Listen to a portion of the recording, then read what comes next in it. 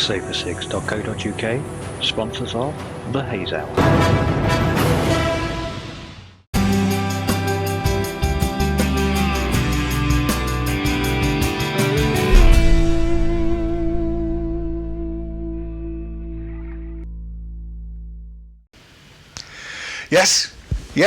Yes, we are live. We're here on Thursday night. You'll see that it's a very different layout from what it usually has been. For instance, there is no Keith in the red chair, but you will see there are two guests with me tonight in I'm going to call it the cat house because that's what it always was. This is more VT talk than Haze Hour.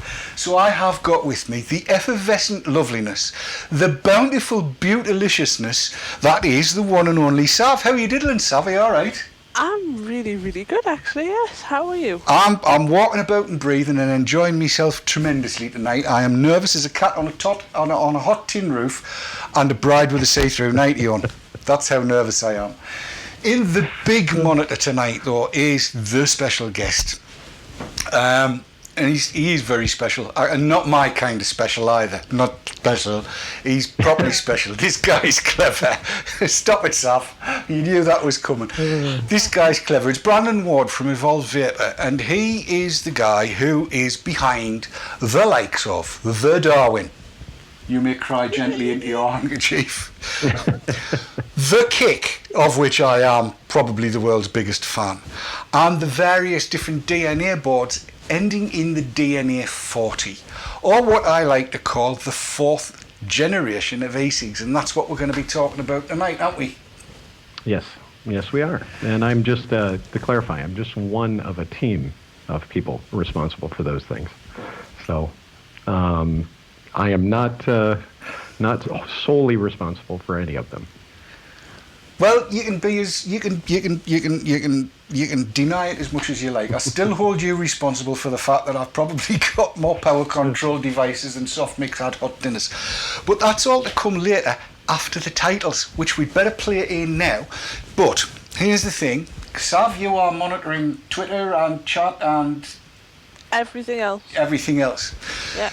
The hashtag for tonight is hashtag Haze Hour, capital H, or I don't think it makes any difference because Sav's got a search on it. I'm not going to be putting it on screen because unfortunately I've already got 14 monitors to look at, and if I've got one more to look at, my eyes will pop. So hashtag Haze Hour, or clatter it into our chat at www.vaportrails.tv / some squiggly stuff, or just click the live button when you get there, and that'll get you to where you need to be so you can partake in chat or tweet in. And then we'll take all of that and talk more to Brandon after the titles, which are coming up right now. So hello, good evening all together, and welcome to the Haze Hour. Where were you? Sorry. Never mind.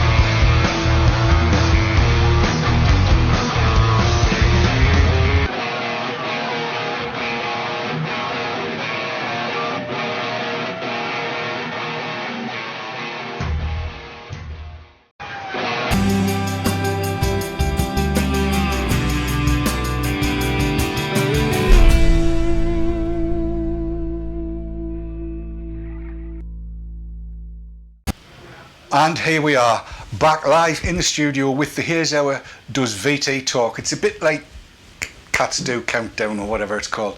It's VT Talk does the Haze Hour does VT Talk with Sav, as I said, and Brandon Ward. Brandon, yeah. DNA 40. First off, I love it. I will have your children willingly.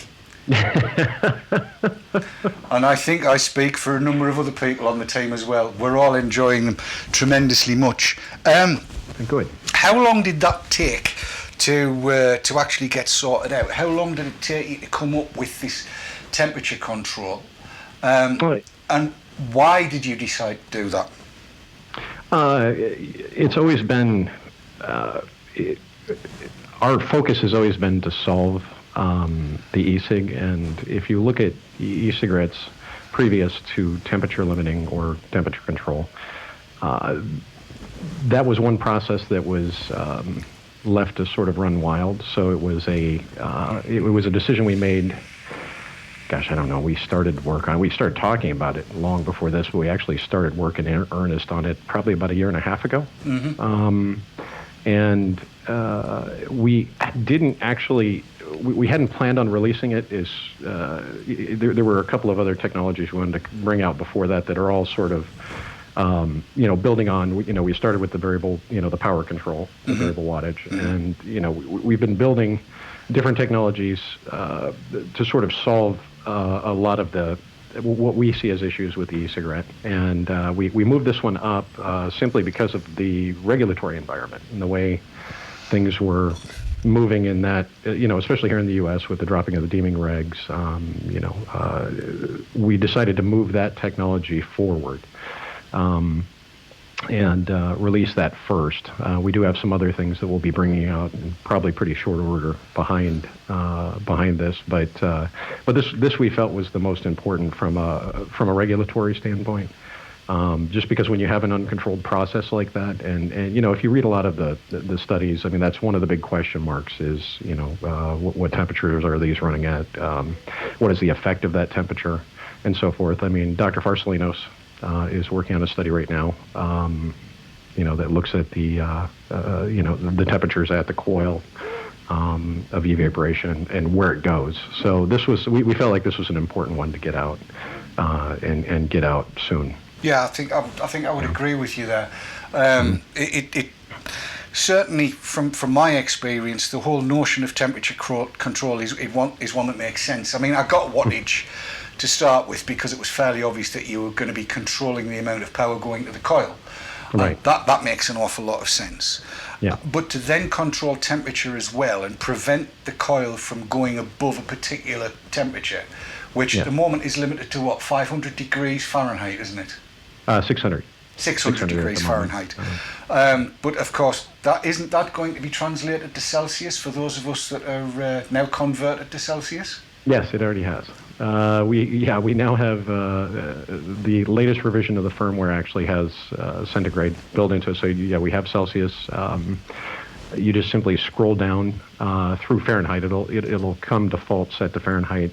You bring up the temperature screen where you set your temperature limit and scroll down until you hit 200 degrees Fahrenheit. And once you roll beyond that, it switches over to Celsius. And we're doing increments of 5 degrees Celsius. So between 100 and 300, I think. That's good. And 300 seems like a good stopping off point as well, given that, as I recall, the temperature at which acrolein is produced from glycerin is 280 degrees in Celsius, I think it is. Yeah, it's about 5... I don't know the exact, but I think it was like 526, 536, somewhere in that range. Yeah, there's definitely a 6 at the end. Whether it's 536 or 546, I don't know, but it's around that area. Right. And yes, which is absolutely fine. You mentioned as well Dr. Farsalinos' study. Now I know he's got a couple of DNA 40 mods, and I assume about 50 miles of nickel 200. Have you had any word back from him? No, I haven't. We sent him. Oh, go ahead. Sorry, I was going to say, people are getting very, very keen that Dr. Farsalinos' study goes ahead. And a number of people said, when you've got Brandon on, ask them have they donated to the study. But I know you have. I'm sorry, one more time. Dr. Farsalinos' study. A lot of people, what on earth? I've run out of application memory again. Sav, can I drop it across to you for chat, please? Yeah, no problem. And while you were doing that, I'll try and get Brandon back. I do apologise about that. No problem. I mean, I've got a lot of stuff that's coming in from chat. That's a lot of stuff. Sorry. I'll just talk to chat though, because obviously these questions are for Brandon. So if chat have got anything that they want to know from me, feel free to ask whilst we're figuring out how to get this back again. Should I sing? I'm not going to sing. No, singing would be bad. I can't believe this has happened. I do so apologise. Yeah, it happens. There's nothing we can do about it at the minute. If you want to get in touch with us, obviously use the hashtag Haze Hour for Twitter, or just type your questions in chat. Yeah, Brandon's trying to get in. Can you just type something at him for me, please, Saf? Because I've got to reset this machine. 1 second. I will just find him on my contacts.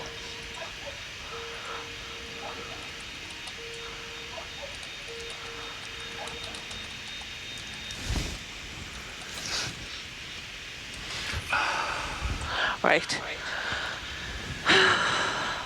Right, just to explain what's happened so everybody understands, and why you'll be able to hear this echo. The whole thing has gone to hell in a handcart here. The machine that Brandon was coming in on has crashed. It is, and I've got some questions for Mig in chat, so I shall answer them. Go on, Dan has asked, am I going to the Nev meet? I'm not sure yet. Hopefully I'll be able to come along, but I may not. I'll let you know. Very Boring has asked, how did I persuade the hair to appear on TV? Well, it comes down to bribery these days, I'm afraid. It really is stroppy, and it has to have a hairbrush close by at all times. And Moonlit has asked, how old is my Darwin? And do I still use it, and will it ever be retired? Well, it is retired only because finally, after me clattering the USB port in and out, God knows how many times the port came loose, and I kept saying I was going to send it back for repair, but I couldn't bring myself to send it away. I got so far as putting it in a bag with an envelope written out to send it back to Brandon, and I couldn't do it. I couldn't let it out of my sight, I would miss it, and so she now sits pride of place. Well, she did until I moved, and now she's in a box waiting to be put on display, because my poor Darwin. Still the best mod I've ever had, and it's still my favourite mod to this very day, and if I could resurrect it, I would. Because I love it. Love it, love it. And Dan says it's the 15th at the Mountain Daisy. Oh, where's the Mountain Daisy? Oh, that's over the other side of the river. Wow, I don't know how to get over the other side of the river on me wooden. That's scary. But yes, the Darwin is. Oh, it was. I mean, I was absolutely no idea when my Darwin finally gave up. I went straight to Cat. When if you got a Darwin, I need it. I need to have it, and I need to have it now. And then I got on to Dave going, Dave, have you got a Darwin? I need it, and I need to have it now. And I ended up stealing Darwins off all sorts of different people, and I now actually have 3. It was a terrible day. It was a terrible, terrible day. And Daz, darling Daz, has just sent me a message saying I should have put him or my mother in an envelope and sent them to Brandon in my Darwin's place. Yeah, not gonna happen. Oh, and Gary has arrived. Lovely Gary Digby has arrived in the chat.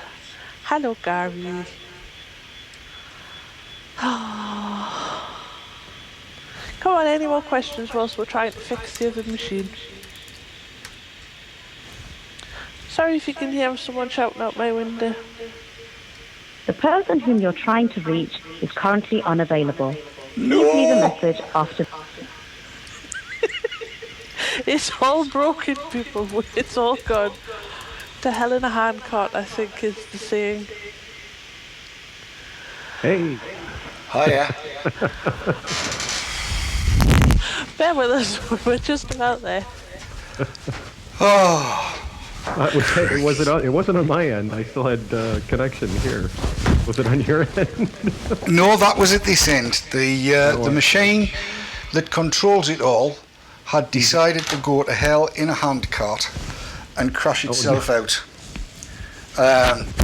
It's an error that we'd had before, but now it seems to be fixed. Is that all going out all right now? It seems to be. I'm just waiting for the turnaround. Right, I apologise to everybody watching and to you, Brandon. That's unfortunately a machine decided to go apeshit. That's the only word I can think of. Where were we? Yes, we were talking about power control, wattage. We were talking about temperature control, and you mentioned regulatory departments. How much has that driven the work that you've done? Quite a bit. We are meeting, actually we have a listening session with the Food and Drug Administration here in the U.S. on Tuesday of next week. We've been very active with our, there was a set amount of time after the deeming regs hit the U.S., which were the proposed regulations for e-cigarettes. You had an amount of time to put in comments, of what you felt like the regs should look like, what was wrong with the deeming regs, which the deeming regs are quite broad and a little draconian, if you ask me. But so this is an opportunity for us to sit down with them. They listen to what we have to say. We can't necessarily, there's certain rules we can't necessarily talk about our comments that we have, which they're forced to read all the comments that come in. Hopefully they'll keep an open mind as far as the. Yes. Okay. The answer is yes. We've been very involved in the in the regulatory process, but we felt like this technology was an important one to get out sooner than later. Yes. Yes. Like I said, it pushed our timeline out. I would agree. I said that very inarticulately, but that's yeah. No, I know exactly where you're at on that, and yes, I mean, when it comes down to it, one of the things that I should have said right at the top of the show for everybody watching, you may well know that I am to dripping what tomcats are to healthy roses and vegetables in the garden, as in just completely, I've never been able to get away with it for all sorts of reasons. The major one being, of course, that I never ever was able to get the liquid right, getting the juice in and so on and so forth. But earlier on today, I took the opportunity to coil up a single coil in this here Trident on a DNA 40 equipped ZNA 50 as it was, but I don't know what that would be, ZDNA, DZNA, 40, whatever. So there's a single coil on this Trident, and 3 or 4 times, just to see what would happen, I've vaped it dry, and I filled it up just before the show, and I'm going to carry on. I'm not going to put any more in. So people will see what happens when, with a DNA 40 and temperature control onto the nickel wick, they'll see what actually happens. And I promise I won't cheat on this, I'm just going to be tooting on it as you do.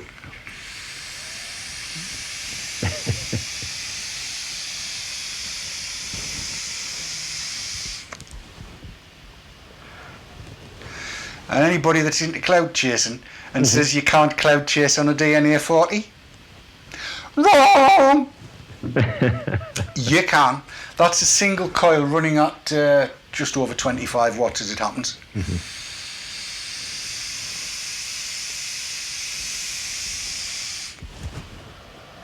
David, don't dripping. You've never seen anything like it in your life. And that is starting to dry out a little now because I only put 5 or 6 drips in.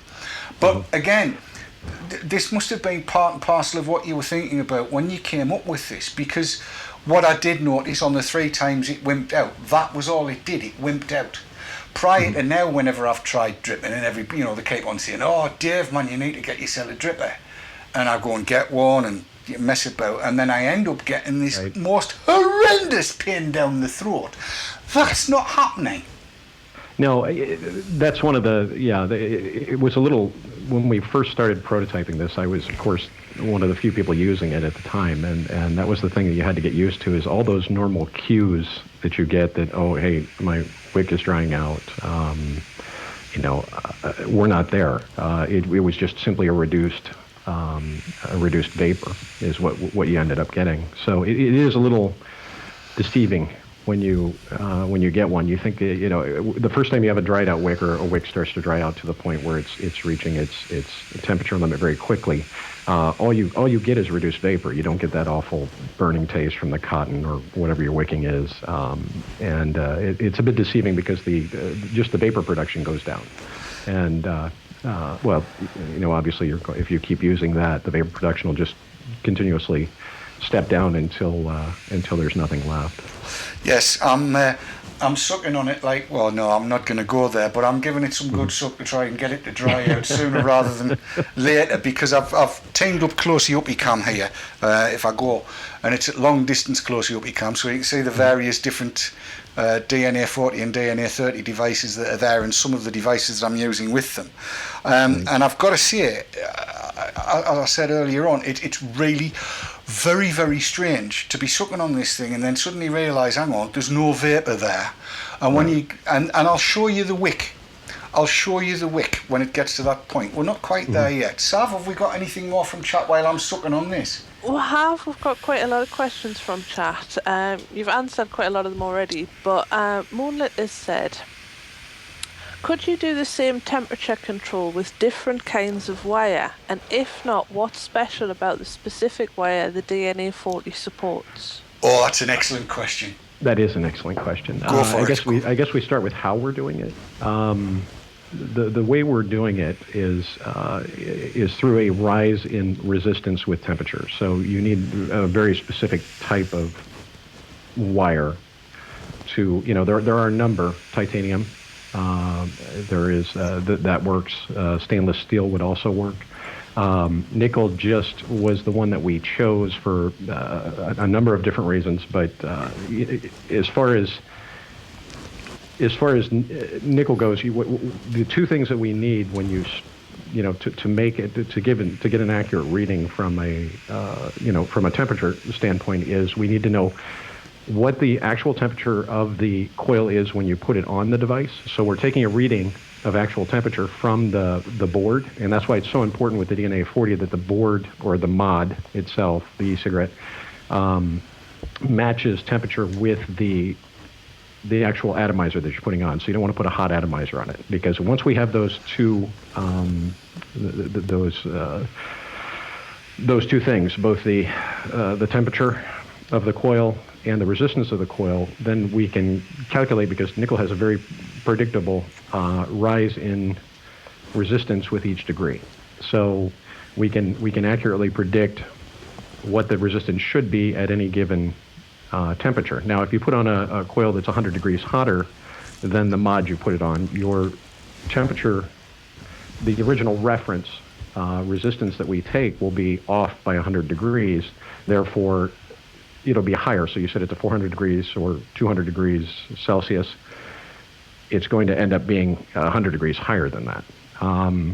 So really, the most important thing with this is that the mod and the atomizer match temperature, because we need those two pieces of information to accurately predict temperature up through the resistance. So these effectively rise in temperature or go down in temperature based on per degree. So the resistance goes up with each degree of temperature that the coil goes up. And we're reading an average temperature across the coil. We can't read just the coil, so we're reading the legs and the coil as well. So that's an average temperature. So I've gotten the question a few times, why can I set my device to 440 and still not char my cotton? That's because you have legs on there that get quite a bit hotter than the actual coil, which is getting the wicking and the juice and so forth. So the actual, what you're seeing is an average. So the coil is still probably right around 410, maybe a little bit over that. And the legs are much, much hotter. So it's an average of those hot legs and the coil together. Yes, that does kind of make the point that the legs need to be as short as possible on any coil that you put together. Right. Right. Yes. Well, if you want to be accurate to the screen temperature, yeah. The shorter the coil, the better. Now shorter the legs, the better. I'm sorry. Yes, I'm running down on juicing. That's all good. That's all good. You're talking about stainless steel and titanium as two further potential coil materials. How far down the road are you in developing the software to be able to allow for that? Because I'm assuming that the DNA 40 plus, as I suppose it'll be, would have the option to choose your coil material. We could do that. The problem with stainless is not rated on the actual combination of the different alloys in it. It's rated on its ability to be non-corrosive. So two different wires that are called the same thing, stainless steel wise, can have very different amounts of the different metals in it. So it's not actually a really good choice for this technology. Titanium, which is about 10 times more resistive than nickel. The reason we chose that is we can't be as accurate with titanium. So we wanted to, and not only that, but nickel has a very studied safety profile. And we're already using, if you're using a nichrome, if you're using a commercial coil, you're most likely using a nichrome already, which is an 80% nickel alloy. And this is 100, close to 100. It's in the 90%. So it's already being used. Nickel is already being used in most of the commercial coils, if not all of them. So it's not, it just seemed like the right choice. One of the challenges with the nickel is that it's so low resistance that the board has to throw a lot of current, at least initially, until we can get until the resistance rises. So we had to create a board that could throw an enormous amount of current to get through the preheat portion. And what the preheat does is it throws for either 1 second or until you reach 100 degrees below your set point. In the case of Celsius, it's 50 degrees below your set point. It will dump all the power in the board to the coil. So there's no sort of wait time. It's sort of a burst, but it stops either after 1 second if it hasn't reached 100 degrees below temperature, or it will stop at the point at which it reaches 100 degrees below whatever your temperature limit is.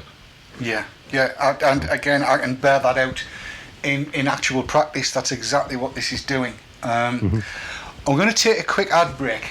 Okay. Because this Trident nickel coil is just about dry, and I want to show everybody what happens, and by the time I've dragged on it during the adverts, that'll get us there. And I also want to get shot of that nasty little display that's going across the bottom of your picture. So we'll go to the adverts. We'll be back in a couple of minutes. Keep your questions rolling in. Sav, we'll take a whole bunch of questions when we come back from adverts, yes? Yeah, no bother. Brilliant. I am so enjoying this. It's technical talk, and I like that. Don't go anywhere. We'll be back in a couple of ticks.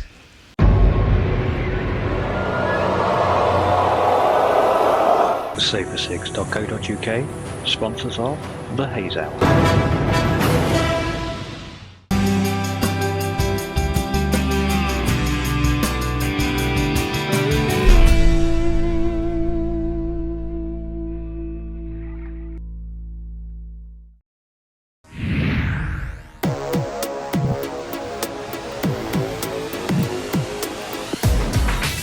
Often imitated, never duplicated. Award-winning service and products from cloud9vaping.co.uk. Vapers, do you love discovering new e-liquids? Tell Dripper the types of flavours you like and they'll send you 5 gourmet juices each month. Experience new and exclusive flavours, all with a money-back guarantee and free delivery anywhere in Europe. Dripper.co.uk.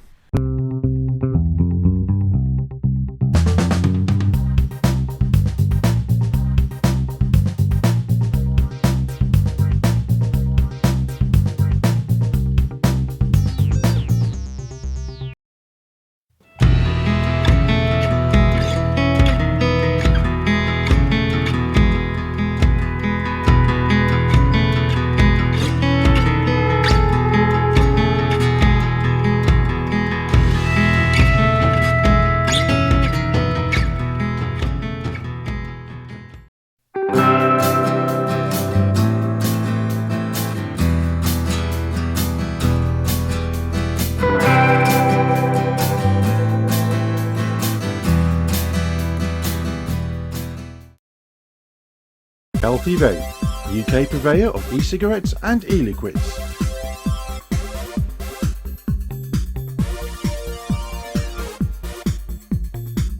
Proud sponsors of vaping entertainment on Vapor Trails TV.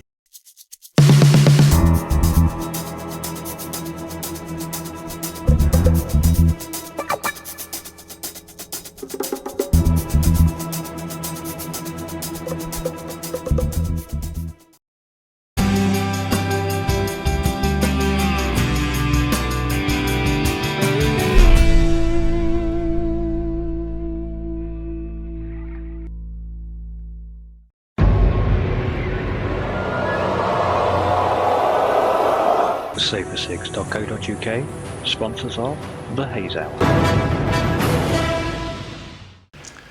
And we're back, we're live, back with you here on the Haze Hour does VT Talk with Brandon Ward from Evolv and the ever lovely, bountiful beautyliciousness that is Sav. She's all bathed in red tonight. I think it's a lovely look on you, kiddo. So what's chat had to say? Do tell. Chat have got loads and loads and loads of questions, but one that's come up a few times, and Ben Miller has asked, he says, please can you ask Brandon what is the update with the current DNA 40 batches being produced in terms of the screen bug? And if people have DNA with the bug, what do they do about it? Okay. Well, let's take the second part first. If you have a screen that's locking up on our website, if you click the Contact Us, there's a screen locking link there, and you can download the PDF and send in the mod. You don't have to send it back to the manufacturer. You can send it directly to us. We will repair it.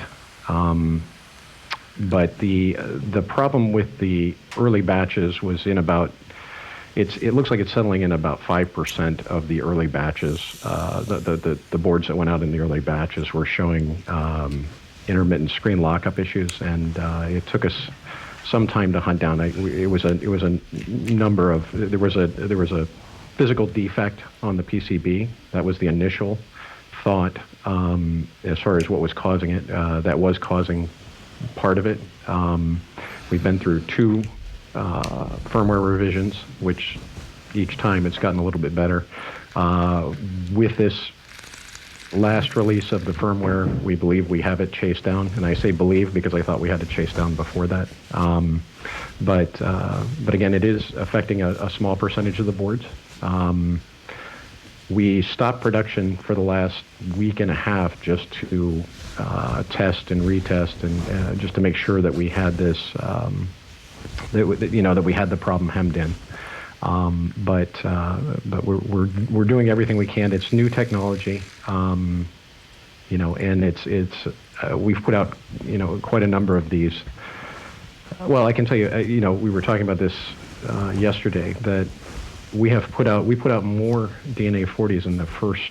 We produced more DNA 40s in the first 4 hours than we produced Darwins in the whole first year we were making them.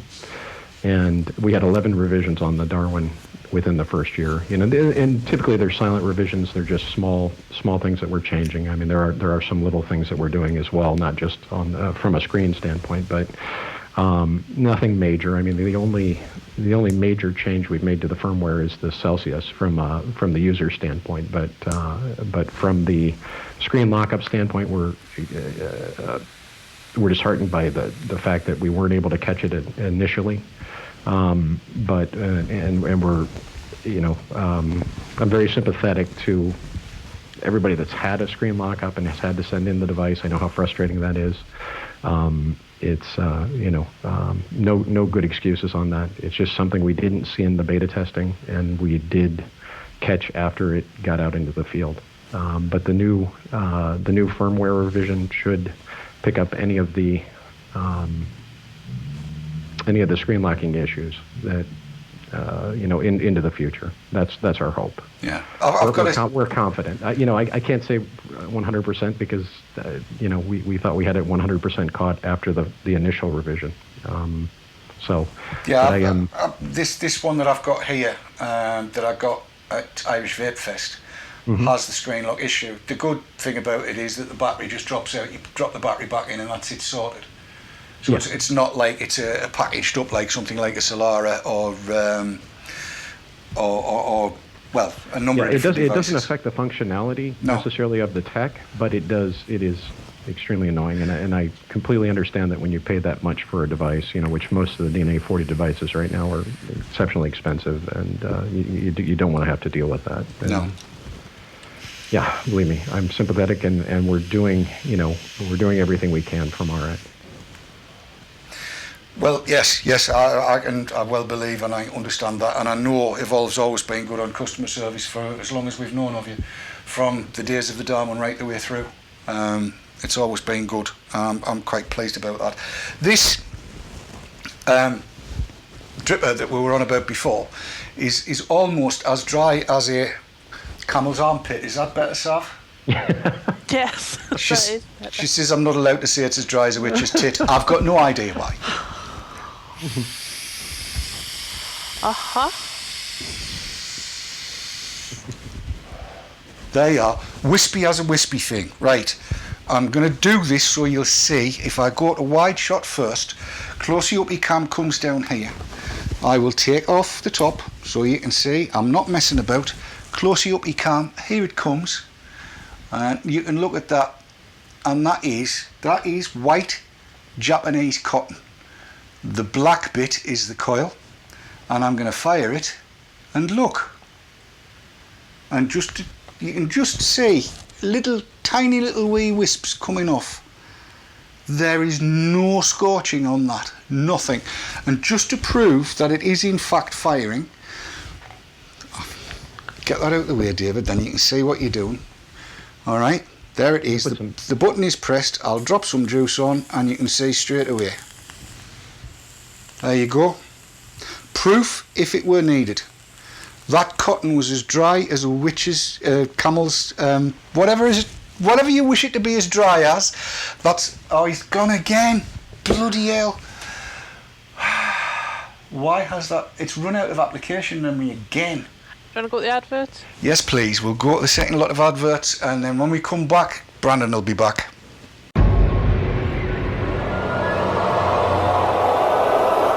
SaferSigs.co.uk sponsors of the Haze Hour.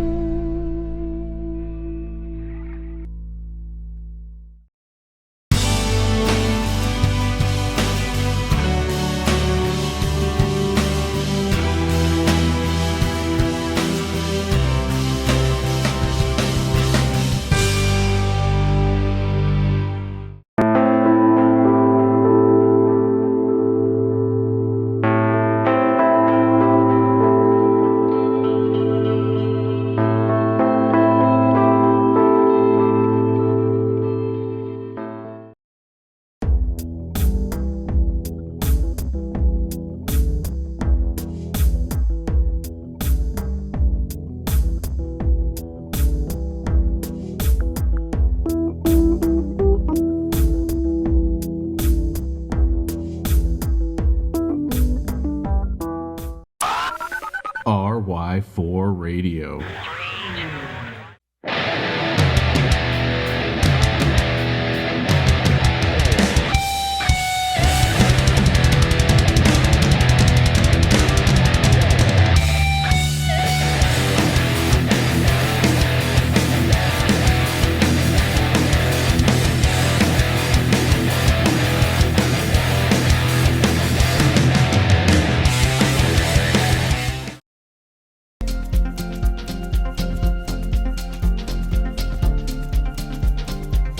Joytech UK are proud sponsors of vapetrails.tv.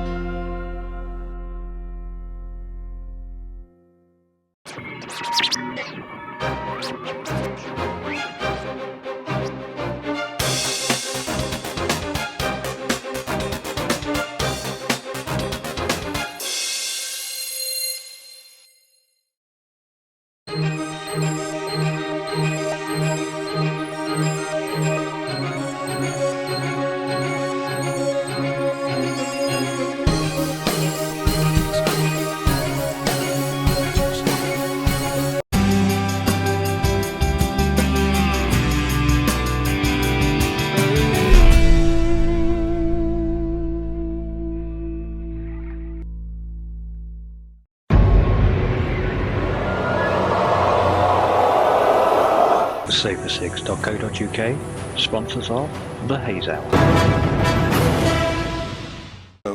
It's driving me mad. No problem at all. And we're back, and we've got Brandon back, as you can see, and Brandon now can't see the show, so right, that's it. That'll teach me one itself. Say nothing. I'll stop using tech for the reason it's not meant to be used, and I'm going to have to spend 200 quid on a piece of kit so that people coming in can actually see what's going on. Hide your belly, David. Right, where were we? Just before the break, I was showing that this device is as dry as air, which is Dewberry. Well, I'm sorry. Look, it is, right? And I'm just going to put the top back on and give it another vape. Stick some juice in it, the proper way this time. And you know those buggers that were going for shameless plugs in Ireland? Mm-hmm. Yes, Trip Hammer, they gave me this. And for the benefit of anybody watching, it's 3 milligram. And I'm telling you now, this thing, single coil on the DNA 40, is blasting it out. Sav, have we got any more questions while I take a big drag? We do. DJ Reptile has said, how did Evolv come to the temperature range that they have stuck with on the board? That again is a good question. Brandon? Yeah, we made a decision based on one of the things we did early on was we looked at mech mods. We have an infrared camera, a FLIR, and we looked at temperatures that people were vaping at, and what happens with let's say a mechanical mod. We'll just take a mechanical mod with a very low ohm coil. Is while that coil is wet, it tends to stay right around or just above actually the boiling point of whatever the juice is on it. Where that becomes problematic is when it gets beyond that very wet coil, or if it goes into I guess we could go into the different types of boiling, but a film boiling, which is more or less where you're heating vapor, it creates a barrier of vapor between the heating element, in this case the coil, and then you get superheated vapor, which is actually heating the liquid. So the liquid isn't actually making it to the coil anymore. You have a barrier in there. And it's not a very efficient way of heating the juice, obviously, and what you end up with is superheated vapor. The 600 degrees, I'd love to say we had some very scientific reason for stopping at 600. It just seemed like the right spot. Now, I've talked to a lot of people that use the devices, and I've not talked to anyone that uses it at 600. So, we probably would have been okay to cut that at 520, 530, something like that. But it just it was more of an arbitrary number. It wasn't anything specific. But we saw some incredibly high values when we were using the IR camera, watching these coils. It was phenomenally high temperatures. But again, it was in those times where either the airflow had slowed or stopped completely, where the coil was dry, and or in a case where it wasn't wicking well to one portion or another of the coil. Therefore, the coil was heating up to pretty high temperatures. I mean, really high, surprisingly high. Yes, I don't think it would surprise me. Now that is a high wattage device too. I mean, if you're talking about a mechanical with a very low ohm coil, the amount of power you're throwing at it, the amount of heat that it's capable of is quite high. Yes. So right. Now we understand why. So basically what's happening is that the temperature is being controlled as well as it possibly can be at the moment given the technology, and it's preventing overheating in small sections of the coil. And I know that's something that Dr. Farsalinos has been on about quite a lot. Mm-hmm. He reckoned that there were hot spots at the outside of the coil. Yes. And that the inner portion of a coil was probably more even in temperature, just in the way that longer legs on a single substance coil, single wire coil, would heat up. So that's kind of all good. And what this should do in effect, I mean, I'm running it at 470, I think, on this. Yeah, 470, 0.21 ohms, 25.1 watts. It's vapor from the very second that you press the button. Yeah. But it's just at a temperature that I find pleasant. But as we've just shown, to vape that coil dry in any terminology, armpits or anything else, to vape it dry and not have the back of your throat torn out. I've just not come across that before. And what that says to me, and I think most other people as well, is that has got to increase the safety for the naive user. And one thing I have noticed of late is a lot of what I would call naive users, and I'm probably being judgmental here, but people that have only been vaping a matter of weeks and not double figures of, that are picking up on high watt devices and dripping atomizers and stuff like that. This has got to make it safer so that more or less anybody can take it on, which I really do rather like. We're running out of time here and there's so much I want to cover. Well, yeah, one of the reasons that we like the temperature control, because what it does is it allows us to, if we want to bring out a much higher wattage device, we can do that and feel comfortable in the safety of doing that. That for us is a big deal. I mean, that's always been something we've looked at all the way back to the Darwin. Is just putting in best practices as far as safety goes. But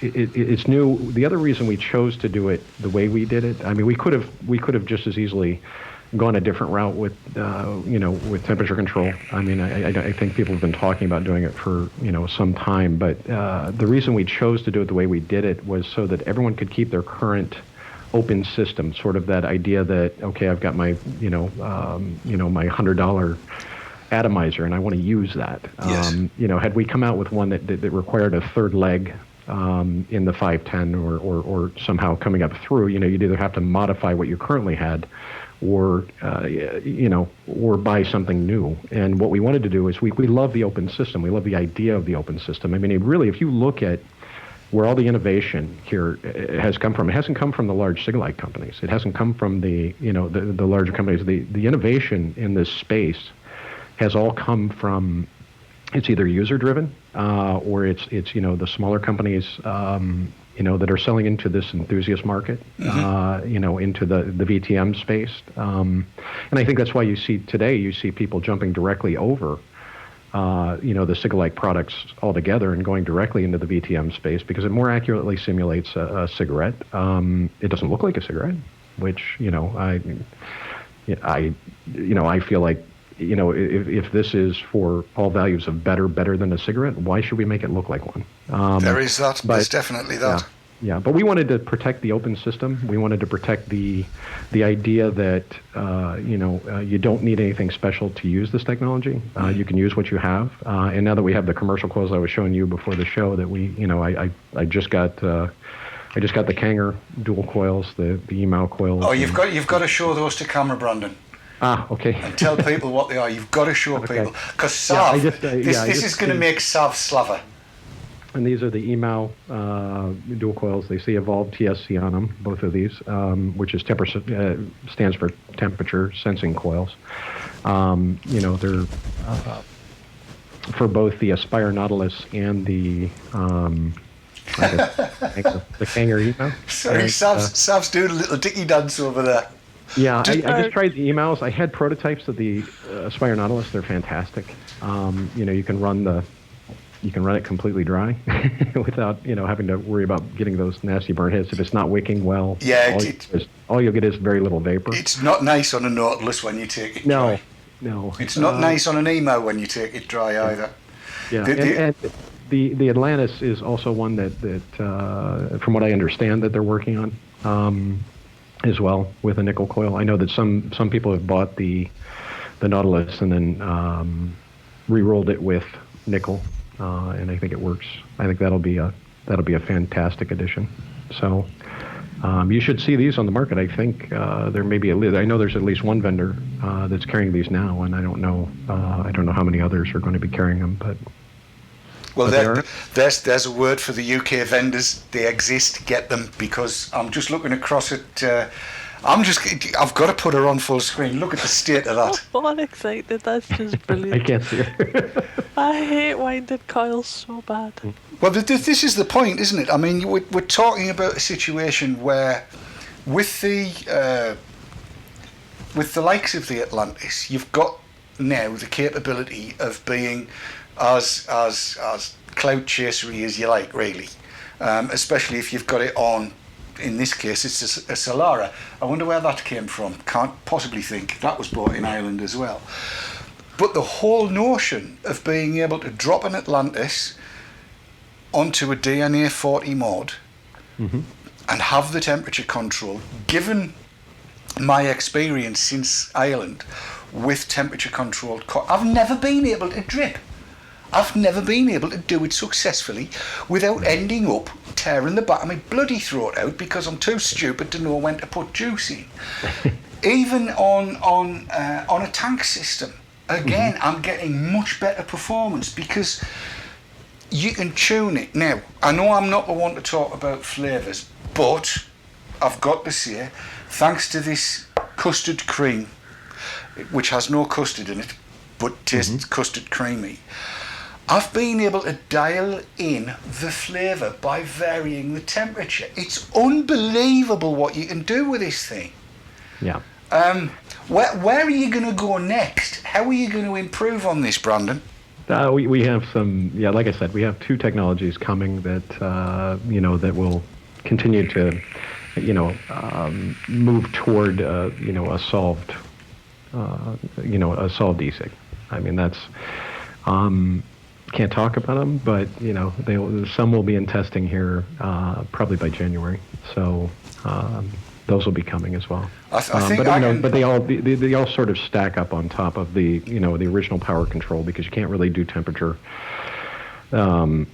You can't do the temperature limitation without real-time power control, which we've had since the Darwin. So these things all sort of stack up and as a complete system to hopefully give you a good experience. Even pulling out the safety portions of the temperature control. Let's just take safety completely out of it, just from a user experience standpoint. Just not getting the dry hits.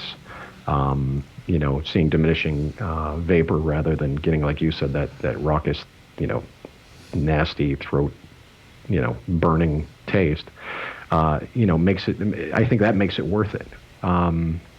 But you add to that, the fact that we'll see where the studies go. Dr. Farsalinos in particular, and I think there's a few others. So we'll see where they go. Yes, I think there's a lot happening. I'm looking at Sav's face. It's been so long since we've done a VT Talk type programme, I've kind of forgotten the looks a little bit. What's going on in chat? And on the Twitter? Lots that I won't read out, but... that bad? Is it really bad? They're mean to me. Why are they mean? Don't be mean to Sav. Don't be mean to Sav. The almighty Sav is the Sav and must be obeyed. This is true. Don't be mean. And I'll tell you why don't be mean, because she knows where all of you live. And if she and Kat come round, you will die a horrible death. I've died thousands that way. It's just not on. Also true. I've got a few more questions that I will rattle through before we run out of time.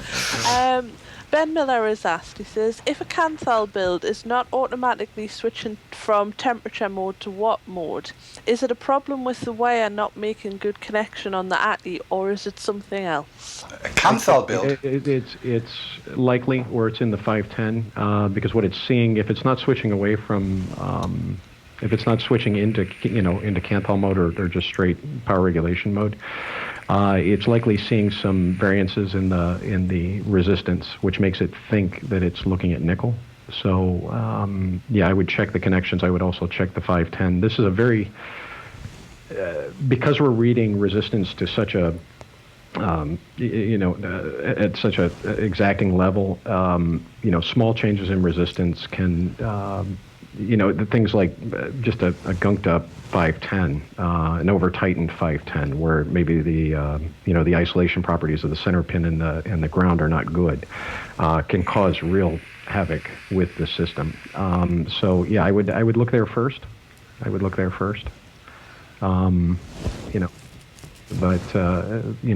it continues not to switch, I'd look at the connections at the coil. I mean, we had built. One of the reasons we suggest to people not to try to build microcoils or coils where you've got the coils all pushed together and shorting to one another, is that even the slightest movement, we built one here and put it on a milliohm meter, and we just blew on it. We just took a little bit of air and just blew on it, and the changes in resistance were, 20, 30, 40 milliohm, which from a temperature standpoint, if you're talking about a coil that's 0.16, 0.15, 0.14, that's a large percentage jump in temperature. So one of the reasons we suggest that when you coil a nickel coil, that you separate the coils. You don't have to separate them by a lot, but just enough that they're not touching, is so that you don't get that shorting, because what that does is it shows an immediate change to the device. It sees an immediate change in resistance, and it either pushes everything up or pushes it down. The other thing we see a lot is that after you initially put on a coil, and the DNA 40 will only prompt you if it doesn't know that if it's unsure if that's a new coil or not. I know that's confusing to a lot of people. They'll say, well, I put a new coil on and it didn't prompt me. Well, that's because it knew it was a new coil. The only time it ever prompts is if it's unsure, and then it'll give you the, up for yes, down for no, is this a new coil?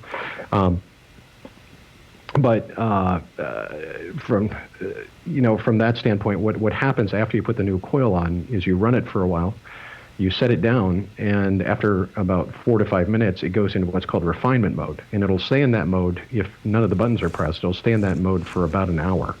And what it immediately starts to do is it looks at the coil and watches it cool. So it watches the resistance descend until it levels out, and then it looks at the temperature of the board, the mod itself, and the temperature and the resistance of the coil, and calls that the new reference. Remember, I told you we need those two numbers. We need to know the temperature, and we need to know the resistance of the coil. And so what it does is it looks at the coil over and over again for about an hour. And so you may come back to it. So let's say it started at 0.2,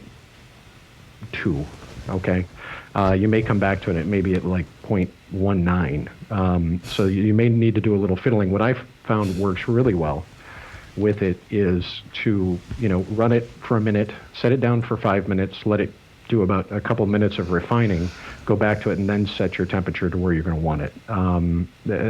Because what you can have are janky connections, things like that, which may cause it to drop or go up the resistance. But once you've set it after refinement, after any amount of refinement, what I've found is it stays there. It stays solidly there, unless you have some. One of the big problems we have right now is that the through-hole connectors on the posts of these, and nickel being as soft as it is, it doesn't make a very good connection when you put it through those through holes and then cinch it down. There's no bottom to those through holes, so the screw sort of passes right through it, and you don't get real good connections. So what we've asked people to do is, that are having problems with that, is move their coils up to the top post to where the screw heads are, because that's a much better connection from an electrical standpoint. And remember, we're dealing with very, very small resistances, so any little thing can really throw it off. If you're going to build a microcoil, spend some time with it. Make sure that all coils are shorting if you're going to do it that way. And me, I don't have the patience to do it. I can't build a microcoil that's any good. I take that back. There's a microcoil in here that seems to be working well. But what you always end up with, or a lot of times you end up with, if you don't have all the coils shorting, are hot spots, cool spots on the coil. So you may get a little bit of a, so it sort of throws the temperature control off, because remember, we're looking at an average temperature across the coil. So it's going to take the hot and the cold and sort of average those out. And if you don't want burnt cotton, things like that, just leave a little spacing between. Yes. It does take there's a little bit of a knowledge base, and we didn't come out, I think one of the big mistakes we made early on was we didn't come out and say, okay, here's this new technology, here's the best build, because we didn't know what the best build was. We threw it out into the public and we said, okay, the knowledge base, especially in this community, is typically built by the users. Users find things that we never would have. So what we did was we gave guidelines in our data sheet. We said, okay, look, make sure the coils aren't shorting back to each other. And I've seen some, really interesting stuff. I've picked up things just from reading forums, from reading Facebook, from, there's a lot, and that knowledge base is growing. But I think if we made a mistake, it was probably not saying, okay, here's a basic coil, just don't Make sure the coils aren't touching. If you're having an issue with that, make sure you don't put them through the through posts, because the through posts tend to have, are not great connections. If at all possible. If you have to put them through the through post, put two pieces of large Kanthal underneath, so at least they have something to pin. As that screw comes down, at least it has something to pin against. Little things like that. But what we're talking about doing now is maybe like a bunch of half-a-minute sort of FAQ type videos. So, so people can search through them, and nobody minds watching a 30-second video on how to do this, or I'm having this problem. So we are aware that there's a lot of a big learning curve when you get into something like this. We're trying to make it as easy as possible, but to keep that open system, there were certain things we had to do, like the prompting. We hate the prompting. I hate the fact that it prompts you every once in a while for a new coil. I wish we had a better way of doing that, but we just simply don't. If the two coils are close enough, it can't tell, and it doesn't know if that's a new coil or not. It just knows it's a slightly different resistance, so it's going to ask. But I find that annoying myself. But we did everything we could to keep it to a minimum. I think it's safe to say that anybody that uses Windows will be quite happy to click on a little button, because Windows does that an awful lot, as I recall. Are you sure? Are you sure? Are you sure? Are you really sure? Are you sure? Are you sure? You're really sure? Because if you're not sure, please say it. Sav, any more from chat? Got two questions. This one comes from Felix Hoffman, and he's a man after my own heart, and he says, Brandon, is it time for a new mod built by Evolv? Something like a Darwin 2.0 box mod? Yeah, I mean, the tough part about that is, we're a manufacturer of control electronics. Could we put out something? Yes. Do we want to necessarily compete with our customers? No. And that's believe me, we've had this discussion internally, and I'm not sure where we'll land. But at the moment, we make control electronics for other people's e-cigarettes. We sell to a ton of manufacturers, and that's and we sort of like that position right now. South wants a Darwin with a DNA 40, and that's the bottom line. I so do. I really do. You've no idea how much I want that. We may release in the future reference designs, which would be something of a limited run type of mod, just to give the manufacturers and the modders, people who want to build these, sort of an idea of how we envisioned these to be built. So I mean, look for that. I think. I think if it's going to look anything like a Darwin, number one customer sitting in the small monitor over there. I think that's a given. Yeah. What was the next question, Sav? The last question, and it comes from our very own Daz, and he says, does Brandon need someone to go over to help clean the screens of the DNA boards, because he'll willingly volunteer for the job? Absolutely. As a matter of fact, we were just talking about that today, that we really, really wanted someone from Europe to do that. If he's volunteering, I more than fly him over. We'll pack him up and send him over.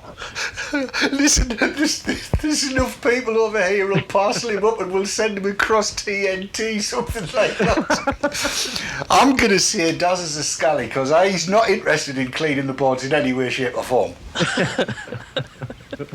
And he dare not type into chat that I'm lying, because he knows I'm not. Happy to have him. We would be happy to have him. Okay, Daz. Bye. Brandon, when we were having a conversation last week, what can we talk about just quickly in new stuff that's coming through, that we know is coming through quickly? What can we mention? No, not much. Oh. Not much.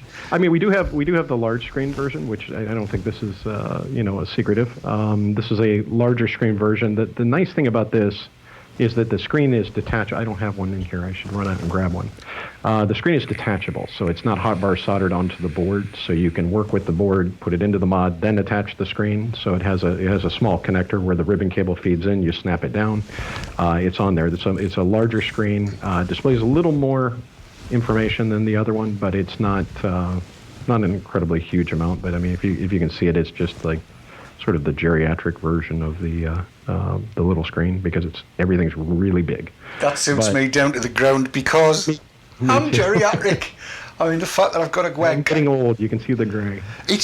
Don't you think it's bloody murder when you stand in front of the mirror to shave on a morning or whenever, and you've got to have your glasses on to make sure that the lines are right? Make sure everything's exactly. Thinking about putting the full captain set on because it does annoy me. It really does. So, big version coming through, Celsius version coming through, and then we started production on late last week.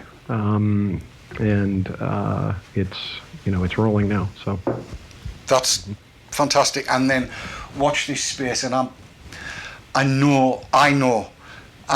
There's some really good stuff coming through, but I can't talk about it. Brandon can't talk about it. We do have some new things. Yeah, some pretty exciting stuff. Yes, it is. It's extremely exciting stuff. I know what it is, and I can't tell you. I want to share, but I can't. Don't ask me, and doesn't matter how much drink you ply me with, I'm not going to tell you if viewers and I meet in person. You can try.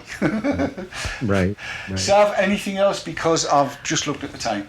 No, the only other thing is chat have a request for the next thing that you make. Can it be a self-coiling magic thing that does all the clever stuff? Well, hasn't that already been done with the Nautilus coils and the Kangaroo coils? I actually have a Nautilus on an SVD here. It's pretty good. Pretty good. No, I can't. We're not in consumables. How about I leave it at that? we don't make the atomizers. I said I'd ask. There you go. Brandon, as ever, it's been a delight to chat with you. Same here. I need to apologise to you and everybody else for the technical difficulties, which is a lot fewer syllables than I want to use, and I want to swear at the machine for doing that. I need to find out why it's done that. But it does appear that the future is temperature controlled.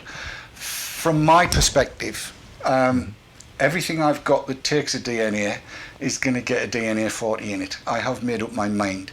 My wife will also be going down that route, especially now that she'll be able to use her favourite emo tanks and Nautiluses, because she loves emos and Nautiluses. So I'm going to try and shoehorn as well a DNA 40 into an e-leaf ice stick. I've actually seen it. Somebody posted one. They did quite a good job. Too. Well, I'm going to try and do it and see if I can make that work, because something that size, if everybody's watching, 18650 battery and something that size, that would be brilliant with the DNA 40 in. Well, thank you so much for sharing this last hour with us, and I hope you'll come back again. You will come back when there's new stuff to talk about? I absolutely will. I absolutely will. That is absolutely fabulous. I'm so pleased by that.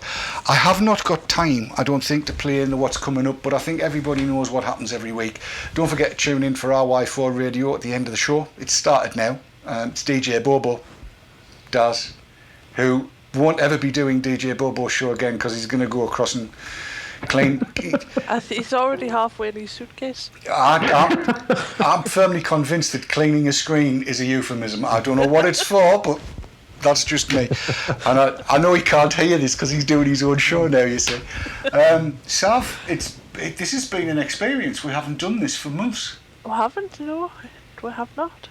I was very, very nervous about all this because it's been so long, but thank you for making it comfortable, and thanks to Kat as well, who's been in the background doing all the production on all of this. It only remains for me to say, as we always do, and if you know how this goes, Brandon, feel free to join in. It goes like this. Everybody, vape on, vape hard, and don't let the bastards grind you down. Until we see you next time, take care of each other, enjoy life, and whatever you do, get a DNA 40. Catch you later. From all of us here, cheery bye. Bye bye. Where's me credits? There they are. Ta-ta!